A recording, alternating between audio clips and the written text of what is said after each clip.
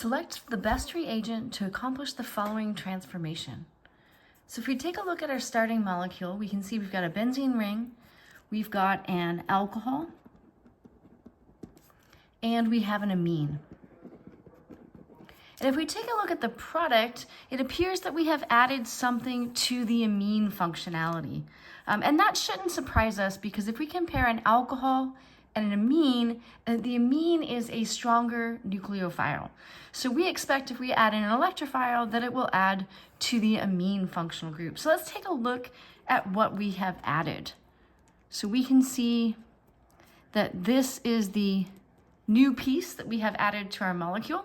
So what we need is something that contains that methyl group, the carbonyl, and probably a leaving group of some kind.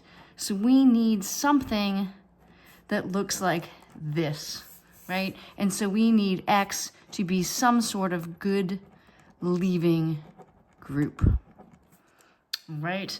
And when we have something like that, right, the mechanism that could take place is our amine, being the good nucleophile, could attack that carbonyl carbon. The electrons from the pi bond, being the weakest bond in the molecule, that bond will break. The electrons go to the oxygen. And this would give you a tetrahedral intermediate, where you have added on that amine.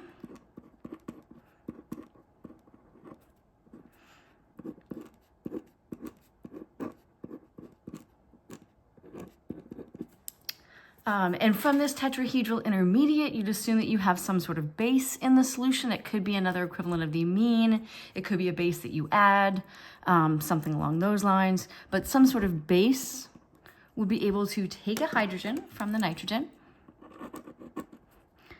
and breaking that bond to give you a second tetrahedral intermediate.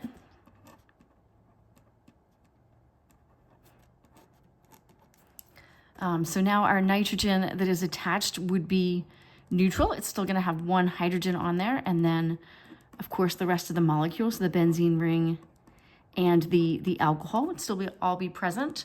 And then from here, you've got a lone pair of electrons on the oxygen.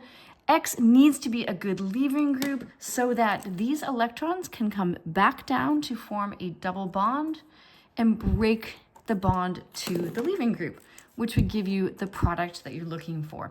So what we want to do is we want to take a look at the options that we have and see which one of these has the best leaving group.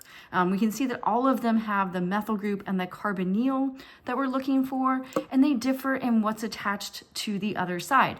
So if we take a look at A, and we imagine that we kick that off as a leaving group, this oxygen would have a negative charge, and then we would still have the second carbonyl and the methyl group. So that's an acetate ion. That's a pretty good leaving group because you've got some resonance stabilization. If you look at B, there is no leaving group here. That is just a carbon.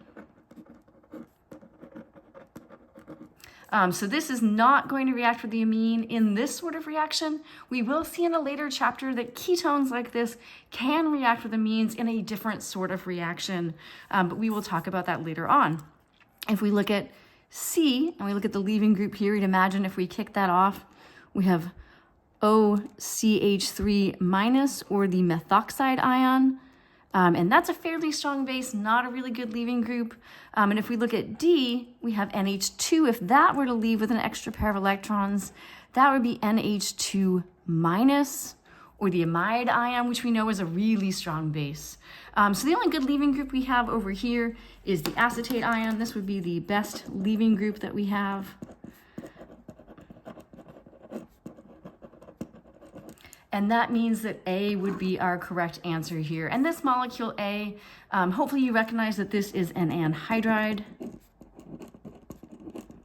And this is your most reactive carboxylic acid derivative after an acid chloride. If you had just the chloride there, that would be even more reactive. Anhydrides are also really good, so this reaction should proceed with good yield.